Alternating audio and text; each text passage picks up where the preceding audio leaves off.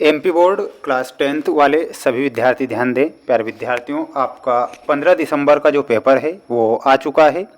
रुक जाना नहीं, परीक्षा के लिए पूरा का पूरा पेपर और उसका सॉल्यूशन देख ही लेना है। 101% प्यारे बच्चों, आपसे वादा करता हूं कि पेपर यहां से बाहर नहीं जाएगा। इसलिए आप सभी बच्चों को अब गलती नहीं करना है। जो पेपर मैं बता रहा हूं उन प्रश्नों को याद कर लेना है। अगर आपको पास होना है तो प्यारे विद्यार्थियों हमारे साथ जुड़ जाइए और जो पेपर बता रहा हूं उन क्वेश्चन पेपर को याद कर लीजिए, रट लीजिए, क्योंकि पूरा का पूरा पेपर बताऊंगा और सॉल्यूशन भी आपको बता दिया जाएगा। आइए शुरुआत करते हैं हमारे प्रश्नों से प्यारे बच्चों, जो आपकी परीक्षा में पूछे जाएंगे। पहला प्रश्न आप सभी बच्चों से पूछा जाएगा। प्यारे विद्यार्थियों, द्विघात बहुपद a x square plus b x plus c के शून्यक अल्फा एवं बीटा हो तो अल्फा और बीटा का मान क्या होगा। प्यारे विद्यार्थियों, इसमें आपको अल्फा और बीटा का मान बताना है सी बटे ए। तो यहाँ पर आपका ऑप्शन नंबर फर्स्ट करेक्ट उत्तर के रूप में हो जाएगा।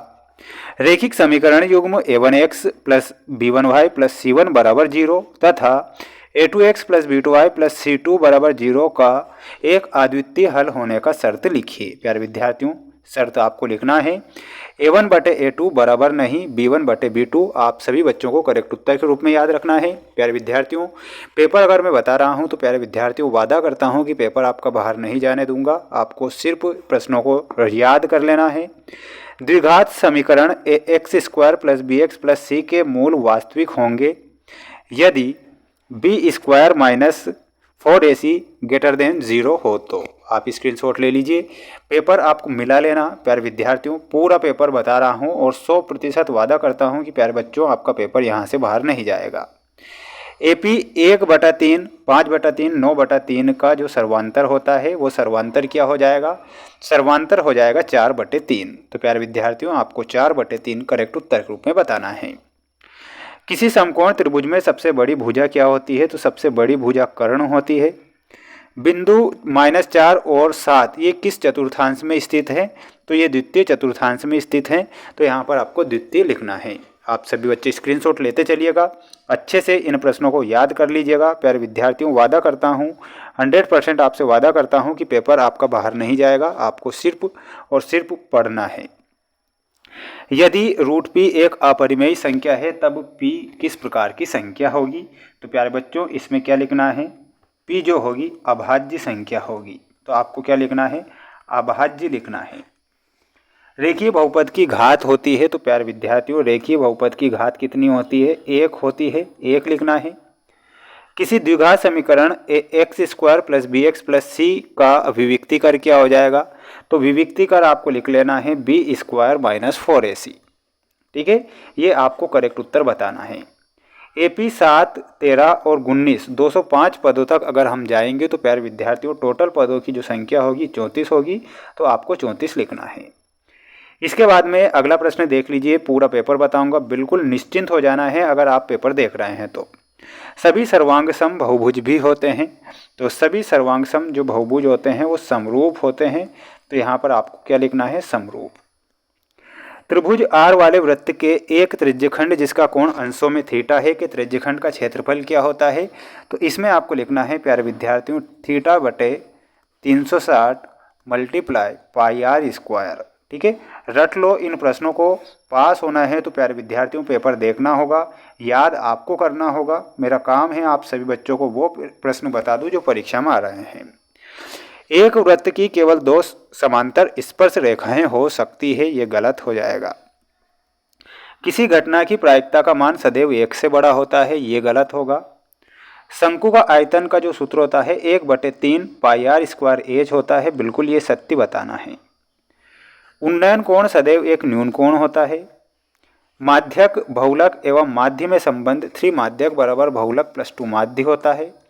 ई एवं ई माइनस परस्पर पूरक घटना है, तो ये भी आपका सत्य हो जाएगा। ठीक है, अब आप सभी बच्चे स्क्रीनशॉट ले लीजिए, अच्छे से याद कर लीजिए। प्यारे विद्यार्थियों, मैंने आपसे वादा किया है कि पेपर आपका बाहर नहीं जाने दूंगा। चतुर्थांश का क्षेत्रफल प्यारे विद्यार्थियों वो क्या हो जाएगा, 1/4 पाई आर स्क्वायर। ठीक है, तो यहाँ पर आपको 1/4 पाई आर स्क्वायर से मिलाना है। वर्ग का क्षेत्रफल होता है प्यारे बच्चों भुजा का वर्ग। अवनमन कोण में अवनत कोण हो जाएगा और tan 30 डिग्री और कोट 60 डिग्री का मान 1 होता है। Sine square 20 degree plus cos square 20 degree का मान भी 1 होगा। कोस थीटा बटे साइन थीटा बराबर कोट थीटा। ठीक है, तो ये आपको अच्छे से स्क्रीनशॉट के माध्यम से पढ़ लेना है। पेपर अगर मैं बता रहा हूँ तो प्यारे विद्यार्थियों आपको प्रश्न याद कर ही लेना है ना, बिल्कुल कर लेना है, आपको पास होना है। किसी एपी का एन पद का योग ज्ञात करने का सूत्र क्या होता है? तो प्यारे विद्यार्थियों ये प्रश्न 100% आएगा, तो याद कर लो एस एन बराबर n बटे 2 का whole square 2a plus bracket n-1 d का होल स्क्वायर। थेल्स का प्रमेय या आधारभूत समानुपातिक प्रमेय का कथन लिखिए। तो इसका कथन क्या हो जाएगा? सुन लो सभी। किसी त्रिभुज की एक भुजा के समांतर अन्य दो भुजाओं को प्रतिच्छेद करने के लिए एक रेखा खींची जाए। ये भुजाएं एक ही अनुपात में विभाजित हो जाती है। स्पर्श रेखा और स्पर्श बिंदु से जाने वाली त्रिज्या के बीच बने कोण का माप लिखिए। तो इसकी जो माप होगी वो कितनी हो जाएगी? 90 डिग्री हो जाएगी। एक वृत्त की कितनी स्पर्श रेखाएं हो सकती है? तो आपको क्या लिखना है? अनेक। अनेक रेखाएं अपन खींच सकते हैं। एक वृत्त खंड का क्षेत्रफल ज्ञात करने का सूत्र क्या हो जाएगा? तो प्यारे विद्यार्थियों ये आपको कमेंट बॉक्स में आंसर देना है सभी बच्चों को। द्विघात बहुपद ax square plus bx plus c बराबर 0 के शून्यकों का योग का सूत्र लिखिए। तो प्यारे विद्यार्थियों वो क्या हो जाएगा? -b बटे a। ठीक है, ये आपको करेक्ट उत्तर के रूप में बताना है। प्यारे विद्यार्थियों अच्छे से याद करके रखिएगा। चैनल पर नए हैं तो चैनल को जरूर सब्सक्राइब कीजिएगा, है ना। 4 सेट पेपर बताऊंगा, चारों सेट पेपर मोस्ट होंगे। मिलते हैं नेक्स्ट वीडियो में। जय हिंद।